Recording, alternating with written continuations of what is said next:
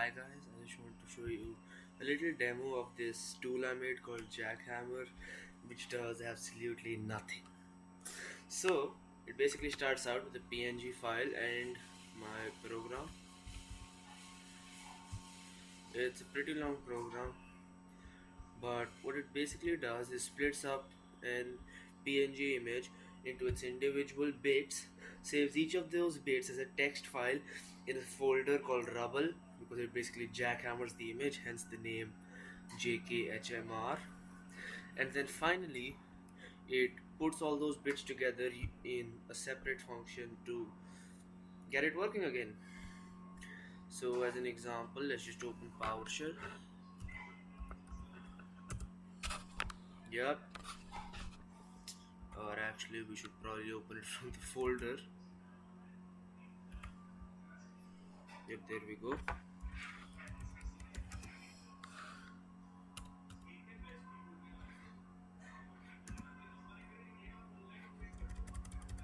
First we have to just open the file using Python. We have to write deconstruct, and then the image we want to use, this image.png. I got this inspiration from a project called Wacky Files, which basically asks you to make an impractical way to store files, and I thought this is an impractical way, and this is their test image, so I'll be using that. As you can see, I've used a progress bar, and it's a pretty long progress bar, so I'll just tell you the warnings if you want to use this. First up, you require a beefy computer with a lot of free storage space. This 20 kilobyte file gets split up into a huge amount of data, because when you think about it, a text file at minimum can store a single byte, and we're putting one bit of data into it, i.e. for one we're doing 0 0 0 0 0 0 0 0 1, and for 0 you can guess it's 0 0 0 0 0 0 0 0. So we're expanding one bit of data into a whole byte, so it takes a lot of space on your computer. Moreover, there's the metadata for the type of the file and the folder itself. It gets more efficient the more files you store, but the more files you store, your computer is more likely to explode. Right now I'm wearing headphones because if I recorded this on the laptop itself, the noise of the fans would overpower my talking. Yeah, it's spinning pretty fast, it's under a lot of load. If you look at task manager, it is at around 50% right now, and it's a pretty powerful gaming computer I'm using. I don't know what else to talk about, so I'm going to sit here in awkward silence as this finishes.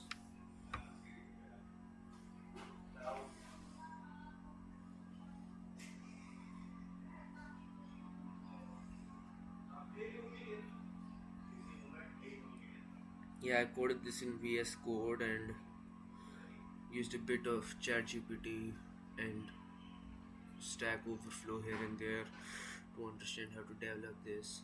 Like, ChatGPT helped me find some errors, and Stack Overflow told me how to add this progress bar.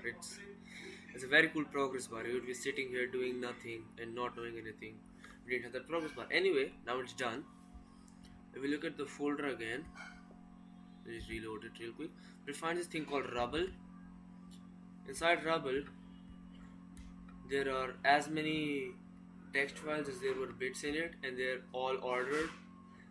So let's just click on bit say 8, because why not?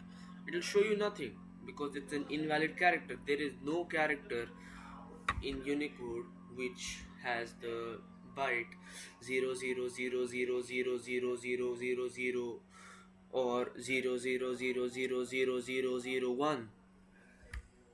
So it won't show you anything, but trust me when I say there is data there, because when we do the reconstruct command and ask it to make a different image, say skibidi.png, it should work. We'll glue it together using glue and magic, when it's actually just reading through each of the files and then doing it. Also, you should probably exit the rubble folder if you have entered it, because it will soon be deleted and that can lead to some pretty weird stuff happening I've seen. Now, here's the thing, it will show you 100%, but in the background, it's actually loading up the image to show you the final result, because, of course. And secondly, it'll be deleting the folder using the shuttle library.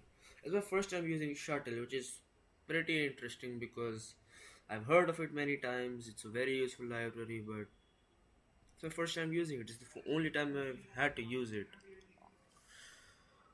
So I don't know how to add a progress bar for this, because you can't add a progress bar for deleting something. Shuttle doesn't tell you that. And you can't load up a progress bar when you're loading an image using Pillow. So we just have to sit here, not knowing anything, and just wait. When it finishes, you'll get a message and the image will pop up. Oh my god, the timing was perfect. As you can see, it's the same original image. There is no loss in quality. Um, I cut this part out in editing because I proceeded to rant about image quality for 5 minutes. Subscribe or something.